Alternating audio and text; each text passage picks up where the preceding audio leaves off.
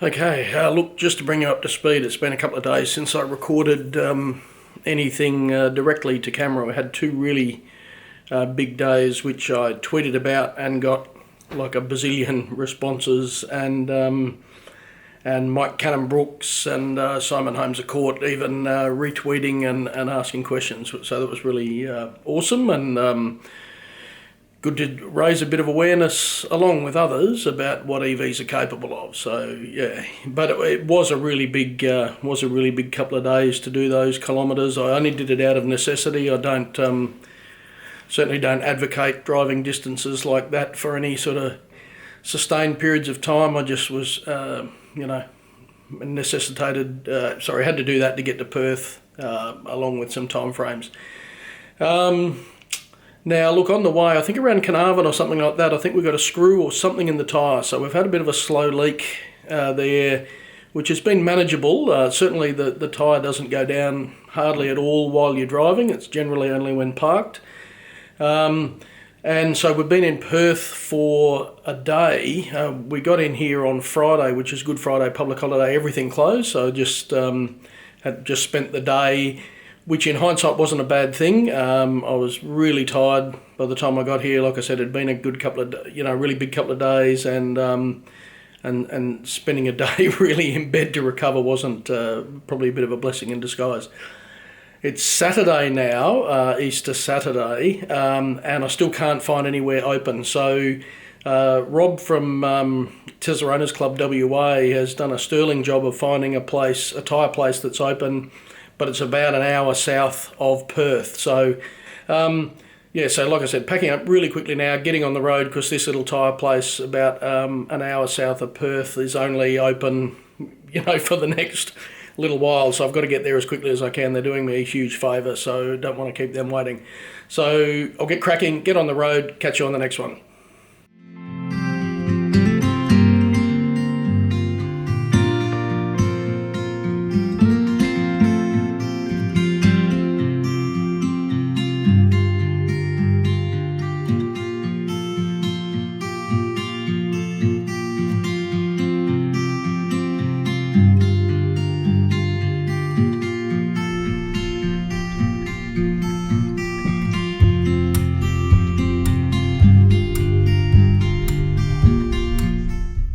Huge shout out to the team at Peel Tyre Service for squeezing me in with no notice at all. So the culprit was a nail in the tyre, which was easily removed and repaired, but the tyre check found a lot of wear on the rears, which I decided to replace before pushing on. Unfortunately, there were no matching tyres in stock, so I had the rest of the afternoon with Rob and Robin Dean, who took me to lunch in Mandurah and showed me around another lovely spot which I wouldn't have seen if not for wonderful EV people like the Deans. We had a great afternoon before I decided to go on a trip to find the only supercharger in WA.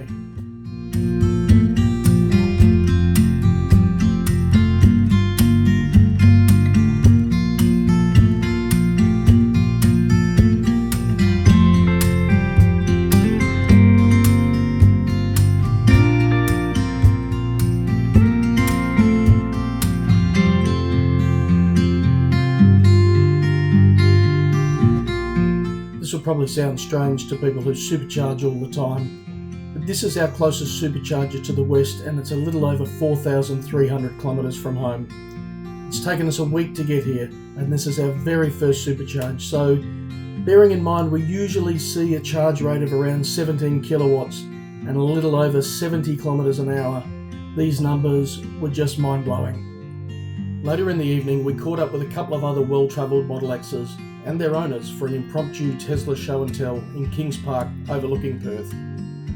We had so many people stop and say hello and have a look at the cars. It was just a beautiful evening in a stunning location. I haven't spent a lot of time in Perth before now, and the drive back to the hotel gave me some time to reflect on my time in this city, and in particular the hospitality shown to me by the WA EV community, which was just incredible.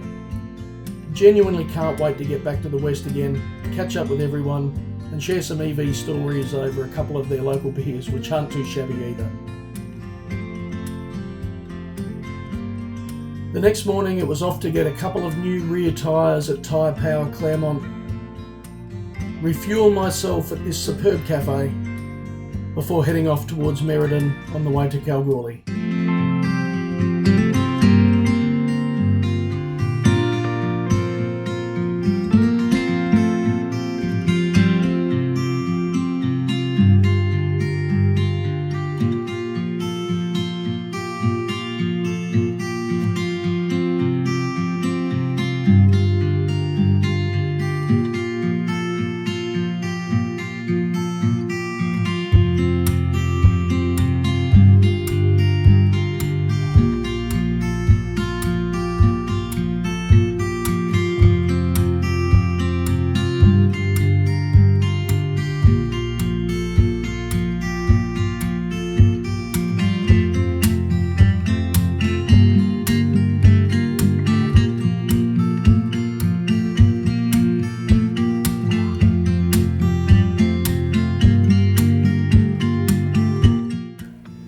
Okay, g'day. Don't know if I think this will be a bit grainy because it's a bit dark. The sun is currently setting. Don't know if you can see that out the window there. And I'm currently in Merredin, so I've got still 300 k's to go to get to Kalgoorlie. I don't like driving at night time, but again, I'll just poke along this evening just out of necessity because I have to get to Kalgoorlie tonight so that I can then try to catch up a little bit of the time I've lost. Unfortunately at this stage it's looking like, you know, I won't be able to do the Tasmanian leg because I lost a few days in Perth just because of a bunch of public holidays and I needed to have a tyre replaced, so a little bit behind schedule now. Won't do anything silly to make that up. I'd rather probably cut, you know, as much as I wanted to get to Tasmania, I'd rather sort of cut that off than do anything silly and drive crazy long days or anything like that. So that's just the way it is. You've got to be a bit flexible with these sorts of things. So yeah, we'll head off now to Kalgoorlie. We'll take it nice and easy, just poke along. There's a few kangaroos and stuff along this road, so you know, better to go slow and be more vigilant than try to get there earlier.